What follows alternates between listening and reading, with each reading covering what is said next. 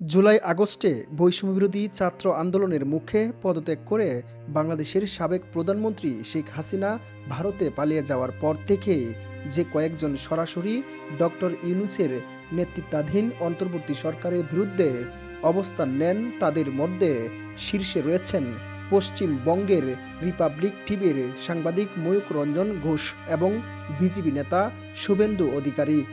৫ আগস্টের পর থেকে এই দুইজন বাংলাদেশ নিয়ে ক্রমাগত মিথ্যাচার ও ভয়াবহ কুরুচিপূর্ণ মন্তব্য করে গেছেন।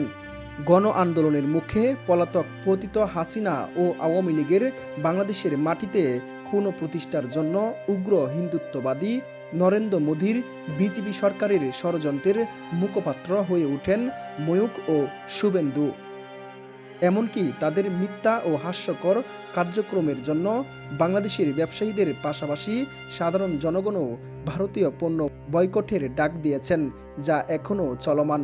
এসব কারণেই বাংলাদেশের ভারতীয় পেঁয়াজ ও আলু রপ্তানি বন্ধ হয়ে যায় এবং এতে পশ্চিমবঙ্গের কৃষকদের মধ্যে চরম হতাশা বিরাজ করছে। আর এই ঘটনার জেরেই খুদ নিজ দেশে কৃষকদের তুপের মুখে বিব্রতকর পরিস্থিতিতে পড়েছেন ময়ূক রঞ্জন ঘোষ। ভারতীয় সংবাদ মাধ্যমগুলোর বরাতে জানা গেছে, ২২শে ডিসেম্বর বাংলাদেশে ভারতীয় পণ্য রপ্তানি বন্ধের জেরে ময়ূক রঞ্জনের বাড়ি ঘেরাও করেন পশ্চিমবঙ্গের কৃষকরা। ওইসব ভারতীয় সংবাদে জানানো হয়, বাংলাদেশের চাহিদা না থাকায় মাত্র ২.৫ থেকে ৩ টাকা কেজি দরে পেঁয়াজ বিক্রি করতে বাধ্য হচ্ছেন তারা, যা উৎপাদন খরচের তুলনায় অত্যন্ত কম। কৃষকরা অভিযোগ করেছেন, রফতানির সুযোগ বন্ধ করে তাদের দুর্দশার দিকে ঢেলে দেওয়া হয়েছে।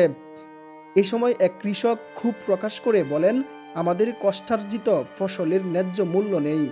এখন এই পেঁয়াজ শুভেন্দু অধিকারী আর রিপাবলিক টেলিভিশনের ময়ূক রঞ্জনকেই কিনতে হবে।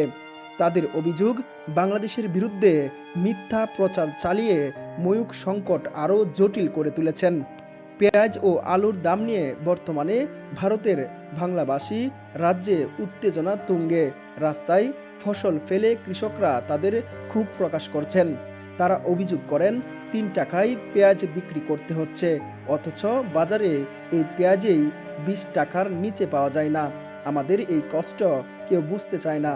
এ সময় আরেক কৃষক বলেন, আমরা শুনছি বাংলাদেশ আমাদের থেকে পেঁয়াজ নিতে চাইছে না, অথচ ময়ূক বলছে তারা নাকি আমাদের পেঁয়াজ টাকার জন্য কিনতে পারছে না।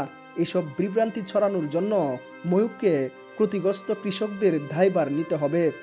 বাড়ি ঘেরাও কর্মসূচিতে উপস্থিত উত্তেজিত কৃষকরা ময়ূকের বাড়ি ভেঙে পাবলিক টয়লেট বানানোর দাবি করেন। শুধু ময়ূক নয়, রাজ্যের বিরোধী নেতা শুভেন্দু অধিকারীকেও এই পরিস্থিতির জন্য দায়ী করেছেন কৃষকরা। তাদের হুঁশিয়ারি, এই বিপর্যয়ের সমাধান না হলে রাজ্যে বিজেপির রাজনৈতিক ভবিষ্যতের পাশাপাশি কৃষকদের অর্থনৈতিক অবস্থা অন্ধকারে পতিত হবে। অন্যদিকে সম্প্রতি পশ্চিমবঙ্গের মুখ্যমন্ত্রী মমতা ব্যানার্জিকে নিয়ে বিধানসভায় কুরুচিপূর্ণ মন্তব্য করে জনরোষের শিকার হয়েছেন শুভেন্দু। দলীয় প্রধানকে নিয়ে নোংরা মন্তব্যের জেরে ক্ষুব্ধ তৃণমূল কংগ্রেসের নেতাকর্মীরা কলকাতার পার্শ্ববর্তী নদীগ্রামের এক জনসভায় শুভেন্দুকে মারধর করেন বলে জানিয়েছে স্থানীয় ভারতীয় কয়েকটি গণমাধ্যম। এ সময় তৃণমূল কর্মীরা তার দিকে জুতা ছুঁড়ে মারেন। পরে অবশ্য পুলিশের সাহায্যে ওই স্থান ত্যাগ করেন শুভেন্দু।